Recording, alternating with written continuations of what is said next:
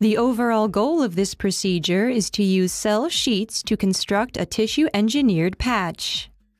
This is accomplished by first treating the cell culture surface with the thermosensitive polymer polyisopropyl also referred to as p-NiPAM.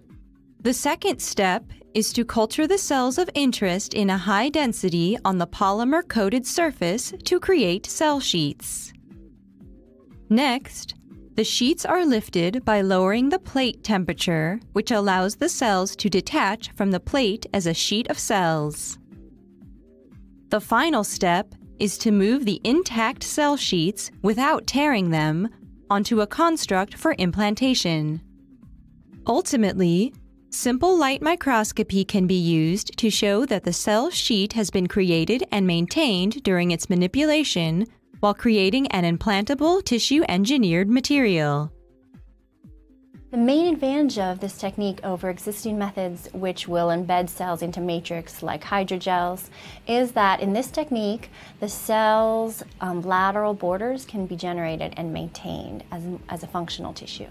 These methods can also enable further studies in the field of tissue engineering. For example, how well do the cells survive after transplantation when they're in this organized state?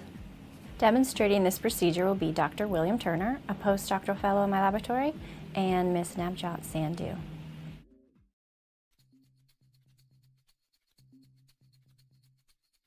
To begin this procedure, dissolve 2.6 grams of p-NiPAM in 2 milliliters of a 60% toluene, 40% hexane solution.